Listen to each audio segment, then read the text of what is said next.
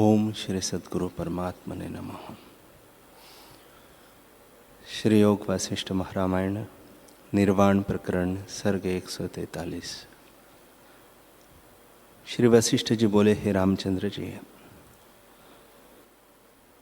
ज्ञानी और अज्ञानी दोनों की चेष्टा समान है, परंतु अज्ञानी अहंकार सहित करता है, इससे दुख पाता है।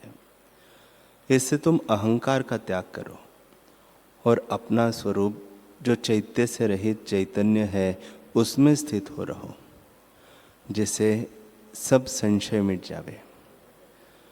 जितने जीव तुमको भासित होते हैं वे सब संवित अर्थात ज्ञान रूप है, परंतु बहिर्मुख फुरने के कारण भ्रम में पड़े हैं। जब जीव अंतर्मुख हो तब केवल शांत रूप हो, जहाँ गुणों और तत्वों का क्षोभ नहीं, वह शांत पद कहता है। हे रामचंद्र जी, जैसे विराट रूप का मन चंद्रमा है, वैसे ही सब जीवों का है, अर्थात सब विराट रूप है, परंतु प्रमाद से वास्तव स्वरूप नहीं भासित होता। हे रामचंद्र जी, जैसे गुलाब की सुगंध संपूर्ण वृक्षों में व्याप्त है, परंतु फूल ही में भासित होती है, वैसे ही चैतन्य सत्ता सब शरीरों में व्याप्त है, परंतु हृदय में ही भासित होती है। जो त्रिकोण रूप निर्मल चक्र है, वही अहम ब्रह्मा का उत्थान होता है। वहाँ से वृत्ति फल कर पंच इंद्रियों के छिद्र से निकलकर विषयों को ग्रहण करती है, और जीव उन इंद्रियों के इष्ट अनिष्ट की प्राप्ति में राग द्वेष मानता है। इससे हे रामचंद्र जी, इतना कष्ट प्रमाद से है। जब बोध होता है तब संसार का भ्रम मिट जाता है। हे रामचंद्र जी, वासना रूप जो संसार है उसका बीज अहम भाव है, और वह प्रत्यक्ष संसार में दिखता है। जब इसकी चिंतना न हो और स्वरूप में अहम प्रत्यय हो, तब संसार का भ्रम मिट जावे। अहम भाव के शांत होने पर ज्ञानवान यंत्र की पुतली के समान चेष्टा करता है। हे रामचंद्र जी, जो पदार्थ सत्य है उसका कभी अभाव नहीं होता, और जो असत्य है वह सत्य नहीं होता। यदि होने की भावना कीजिए तो भी नहीं होता। जैसे अग्नि को जानकर स्पर्श कीजिए तो भी जलाती है, और बिना जाने स्पर्श करिए तो भी जलाती है, क्योंकि सत्य है। और जैसे जल की भावना से मृग मरुस्थल में दौड़ता है, परंतु जल नहीं पाता। हे रामचंद्र जी, यह अहंकार रूपी कलंक उठा है। यदि निरअहंकार होकर देखो तो मुक्त रूप हो, और यदि अहंकार संयुक्त हो तो बंधन है। इससे निरअहंकार होकर परम निर्वाण को प्राप्त हो, यही हमारा सिद्धांत है, और परम भूमिका भी यही है। जैसे पूर्णमासिका का चंद्रमा शोभा पाता है, वैसे ही तुम ब्राह्मी लक्ष्मी से शोभा पाओगे। हे रामचंद्र जी, ज्ञानवान का चित्त सत्पथ को प्राप्त होता है, इससे अहंकार नहीं रहता, और उसके चित्त की चेष्टा फलदायक नहीं होती। जैसे भुना बीज नहीं उगता, वैसे ही उसका जन्म नहीं होता, और अज्ञानी का चित्त जन्म मरण का कारण होता है। जैसे कच्चा बीज उगता है, वैसे ही अज्ञानी की चेष्टा जन्म का कारण होती है। हे रामचंद्र जी, जितने पदार्थ है उन सब से निराश हो रहो। जैसे हृदय में किसी की अभिलाषा न उठे, और न किसी का सद्भाव उठे। पाषाण की तरह तुम्हारा हृदय हो।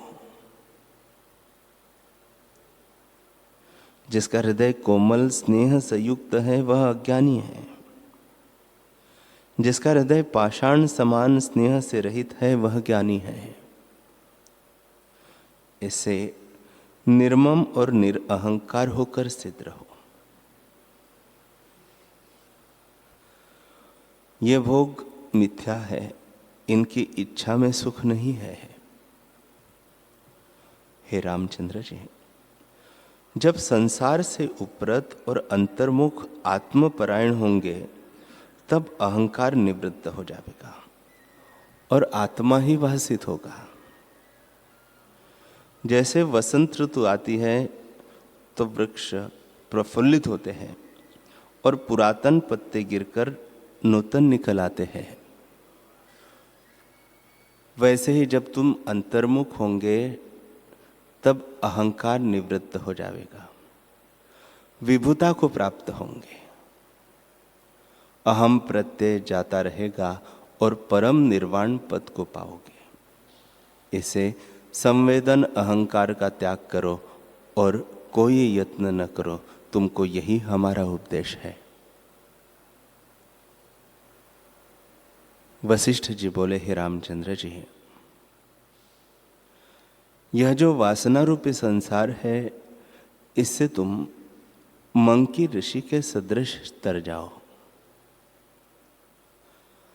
राम जी ने पूछा, हे भगवान, मंकी ऋषि किस प्रकार तरे है, सो कृपा करके कहिए। वशिष्ठ जी बोले, हे रामचंद्र जी, मंकी ऋषि का वृत्तांत सुनो। उसने महाउग्र तप किया था। एक समय में मैं आकाश में अपने घर में था। तुम्हारे पितामह राजा अज ने मेरा आवाहन किया। तब मैं राजा अज के निमित्त आकाश से उतरा तो मार्ग में एक वन देखा जिसमें अनेक वन के समूह थे जो भयानक और शून्य थे। वहां न कोई मनुष्य देख पड़ता था और न कोई पशु, केवल महाशून्य वन था, मानो एकांत ब्रह्म स्थान हो और कई योजन तक मरुस्थल ही देख पड़ता था। मध्याह्न का समय था और अति तीक्ष्ण धूप पड़ती थी। जांघों तक तपी हुई रेत में मैंने प्रवेश किया और कई वृक्ष जले हुए वहां देख पड़े। हे रामचंद्र जी, उस शून्य स्थल में एक अति दुखित विदेशी आता मुझे देख पड़ा। उसने यह वाक्य मुख से निकाला कि हाय हाय, मैंने महाकष्ट पाया है। जैसे किसी को दुष्टजन दुख देते हैं और दया नहीं करते, वैसे ही मुझको धूप और यात्रा ने जलाया है और अति दुख को मैं प्राप्त हुआ हूं। हे रामचंद्र जी, ऐसे वचन कहता हुआ वह मेरे साथ चला जाता था। जब कुछ आगे गया तो एक धीवरों का गांव देख पड़ा, जहां 5 अथवा 7 घर थे। उसको देखकर वह शीघ्र ही चलने लगा कि वहां मुझको शांति होगी और मैं जलपान करके छाया के नीचे बैठूंगा।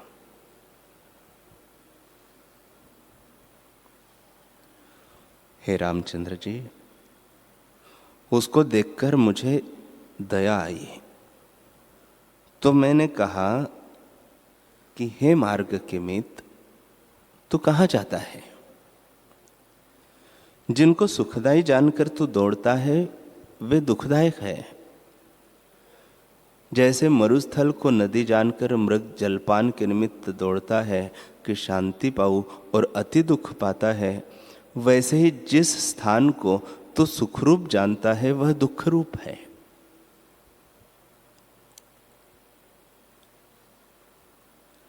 हे अंग, ये जो इस गांव के वासी है उसका संग कदापि न करना। इनका संग दुख रूप है। जो पुरुष विचार पूर्वक चेष्टा करता है उसको दुख नहीं होता, और जो बिना विचारे काम करता है वह दुख पाता है। ये नगरवासी आप जलते हैं तो तुझको कैसे सुख देंगे?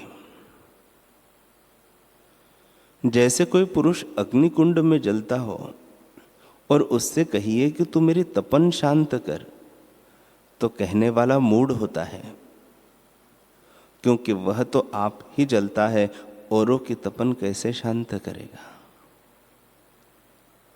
वैसे ही वे तो आप इंद्रियों के विषयों की तृष्णा रूपी अग्नि से जलते हैं, तुमको कैसे शांत करेंगे। हे मार्ग के मित, पृथ्वी के छिद्र में सर्प होना, मरुस्थल का मृग होना और पाषाण की शिला में कीट होकर रहना अंगीकार कीजिए, परंतु अज्ञानी का संग कदापि न कीजिए, जिसको इंद्रियों के सुख की तृष्णा रहती है। इंद्रियों के सुख आपात रमणीय है, अर्थात जब तक इंद्रियों का विषयों के साथ संयोग है तब तक सुख है, और जब वियोग होता है तब दुख होता है। विषयी जनों की प्रीति भी विष तुल्य है। यह विचारवती बुद्धि रूपी कमलिनी का नाश करने वाली बर्फ है। इनकी संगति में वचन रूपी पवन से राख उड़ती है और पास बैठने वाले को अंधकार में डालती है। इससे इन ग्रामवासी अज्ञानियों का संग न करना। ये अज्ञानी विचारवती बुद्धि रूपी सूर्य को ढकने वाले बादल है। जैसे बेली पर अग्नि डालिए तो जलाती है, वैसे ही इनकी संगति वैराग्य को ग्रहण करने वाली, बुद्धि का नाश करने वाली है। इससे इनका संग तुम न करना। हे साधो, संग उसका कर जिसके संग से तेरा ताप मिटे। इनके संग से शांति न पावेगा। हे रामचंद्र जी, इस प्रकार जब मैंने कहा तब वह मेरे निकट आकर बोला, हे भगवान, तुम कौन हो और तुम्हारा नाम क्या है? तुम्हारे वचन सुनकर मुझे शांति मिली है। तुम शून्य दिखते हो पर सब गुणों से पूर्ण हो, और तुम्हारा दिव्य प्रकाश मुझको भासित होता है। तुम आदि पुरुष विराट ही हो, और तुम सुंदर देख पड़ते हो। हे भगवान, जो सुंदर होता है उसको देखकर राग उपजता है और चित्त क्षोभ को प्राप्त होता है। तुम ऐसे सुंदर हो कि तुम्हारे दर्शन से मुझको शांति मिल जाती है। तुम दिव्य तेज को धारण किए देख पड़ते हो, और ऐसे तेजवान हो कि देखने नहीं देते हैं।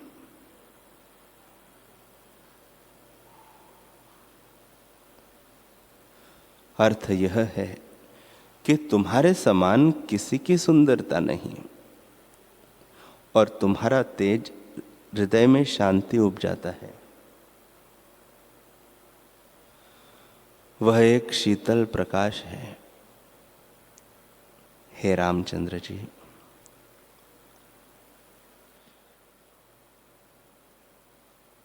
मंकी ऋषि आगे कहते हैं कि हे भगवान, तुम धर्म से उन्मत्त देख पड़ते हो, सो तुम कैसी शांति को लेकर एकांत में स्थित हो? अपने स्वरूप प्रकाश को तुम दया करके दिखाते हो। पृथ्वी पर स्थित भी दिखते हो, परंतु त्रिलोकी के ऊपर विराजमान भासित होते हो। एक ही दिखते हो, परंतु सर्वात्मा हो। किंचन अकिंचन और सब भाव पदार्थों से शून्य दिखते हो, पर सब पदार्थ तुम्हारी सत्ता से प्रकाशित होते हैं। तुम सब पदार्थों के अधिष्ठान हो। तुम्हारे नेत्रों के खोलने से सृष्टि की उत्पत्ति होती है और मूंदने से लय हो जाती है। इससे ईश्वर हो। तुम सकलंक दिखते हो, परंतु निष्कलंक हो, अर्थात तुम में फुरना देख पड़ता है, परंतु हृदय से शून्य हो। तुम किसी अमृत का पान करके आए हो और बड़े ऐश्वर्य से संपन्न दिखते हो।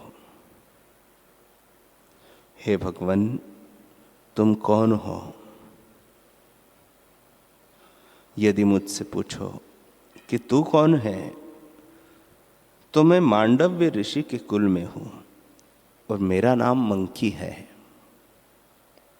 मैं ब्राह्मण हूं और तीर्थ यात्रा के निमित्त निकला था। मैं सब दिशाओं में घुमा और अति भयानक स्थानों में जो तीर्थ है वह भी गया, परंतु मुझको शांति न हुई। ऐसी शांति कहीं न पाई कि इंद्रियों की जलन से रहित हो जाऊं। अब मैं अपने घर को जा रहा हूं। हे भगवान, अब घर से भी मेरा चित्त विरक्त हुआ है। यह संसार ही मिथ्या है तो घर किसका है? संसार में सुख कहीं नहीं है। यह प्राण ऐसे है जैसे बिजली की चमक होती है, और वैसे ही यह संसार भी नष्ट होता दिखता है। शरीर उपजते भी हैं और मिट भी जाते हैं। ये दृष्टि का भ्रम मात्र है। जैसे रात्रि आती है और फिर नहीं जान पड़ती कि कहाँ गई।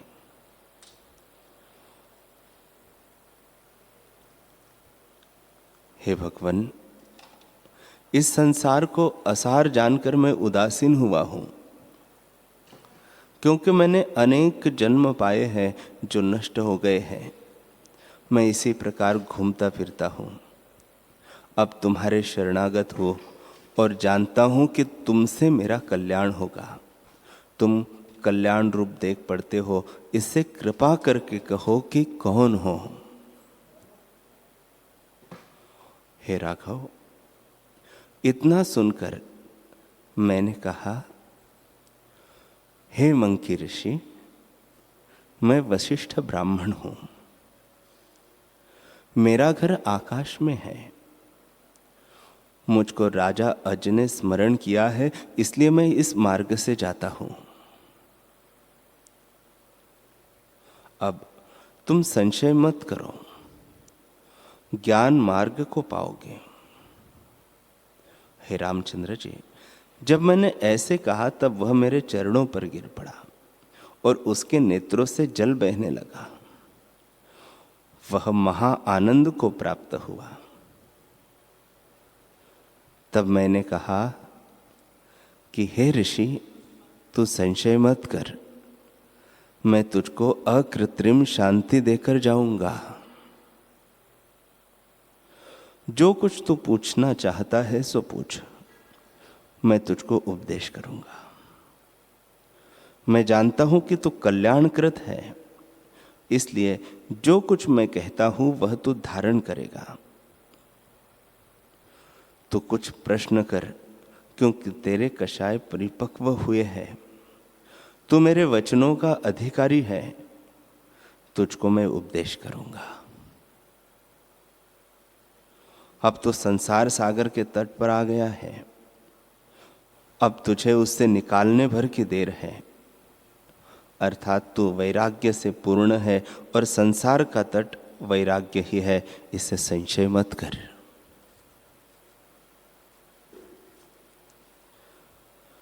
मंकी बोले, हे भगवान, अब मैं जानता हूं कि मेरा कार्य सिद्ध हो गया। मुझको अज्ञान से मोह था, उसका नाश करने को तुम समर्थ देख पड़ते हो। मेरे हृदय का तम नष्ट करने को तुम सूर्य उदय हुए हो। हे भगवान, यह संसार असार है, पर लोगों की बुद्धि विषयों की ओर ही दौड़ती है, जहां दुख ही होते हैं। जैसे जल नीचे स्थान को चला जाता है, वैसे ही हमारी बुद्धि नीचे स्थानों को दौड़ती है और वही चाहती है। हे भगवान, जितने भोग हैं उनको मैंने भोगा है, परंतु शांति न पाई, बल्कि तृष्णा बढ़ती गई। जैसे तृषा लगे और खारा जल पान करिए तो तृषा नहीं मिटती, बल्कि बढ़ती ही जाती है। वैसे ही विषयों को भोगने से शांति नहीं प्राप्ति होती है और तृष्णा बढ़ती जाती है। हे मुनिराज, देह जर्जर हो जाती है, दांत गिर पड़ते हैं और अति क्षोभ होता है तो भी तृष्णा नहीं मिटती। अब मैं दुख चाहता हूं, सुख नहीं चाहता, क्योंकि संसार के जितने सुख है उनका परिणाम दुख है। जो प्रथम दुख है उसका परिणाम सुख है, इसी से दुख चाहता हूं, संसार के सुख नहीं चाहता। हे भगवान, अपनी वासना ही दुखदायक है। जैसे कुसवारी कीड़ा घर बनाकर उसमें आप ही फंस मरता है, वैसे ही अपनी वासना से जीव आप ही बंधन को प्राप्त होता है। हे मुने, वह कौन काल था जब अज्ञान रूपी हाथी ने मुझको वश किया था, और उसका नाश करने वाला ज्ञान रूपी सिंह कब प्रकट होगा? कर्म रूपी तृणों का एक नाश करता विवेक रूपी वसंत कब आवेगा और कब प्रकटेगा? और वासना रूपी अंधेरी रात्रि का नाश करता ज्ञान रूपी सूर्य कब उदय होगा? हे भगवान, वैताल तब तक नहीं दिखता जब तक निशा है। जब सूर्य उदय होता है तब निशा जाती रहती है और वैताल नहीं दिखता। वैताल तब दिखता है जब तक निशा है, पर जब सूर्य उदय होता है तब निशा जाती रहती है और वैताल भी नहीं दिखता। वैसे ही अहंकार रूपी वैताल तब तक है जब तक अज्ञान रूपी रात्रि दूर नहीं होती। हे भगवान, जब संतजनों के उपदेश से आत्मज्ञान रूपी सूर्य प्रकट होता है, तब अहंकार रूपी वैताल वहां नहीं विचरता। संतजनों का संग और सच्छास्त्रों को देखना चांदनी रात्रि के समान है। उनसे जब स्वरूप का साक्षात्कार हो तब दिन हुआ जानिए। जब तक संतजनों का संग नहीं करता और सच्छास्त्रों को नहीं देखता, तब तक अंधेरी रात्रि है। हे भगवान, सच्छास्त्रों को भी सुने और फिर विषयों की ओर भी गिरे, उसे बड़ा अभागी जानिए, और मैं वही हूं। परंतु अब मैं तुम्हारी शरण आया हूं। मेरे हृदय रूपी आकाश में जो अज्ञान रूपी कुहरा है, वह तुम्हारे वचन रूपी शरतकाल से नष्ट हो जाएगा और हृदय आकाश निर्मल होगा। हे भगवान, मैंने त्रिदंड साधे हैं, अर्थात दीर्घ काल तक मन, शरीर और वाणी से 3 तप किए हैं, परंतु आत्म प्रकाश नहीं हुआ। अब तुम्हारे शरणागत होकर तरूंगा, इसलिए कृपा करके उपदेश करो जिससे मेरे हृदय का तम दूर हो जावे।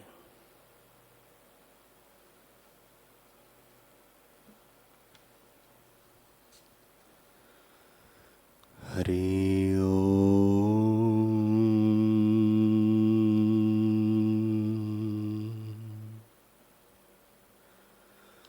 हरि ओम।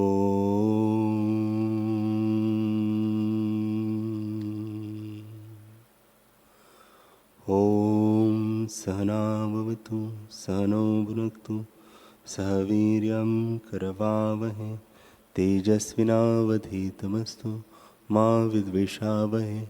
ओम शांति शांति शांति। श्री सद्गुरुदेव भगवान की जय।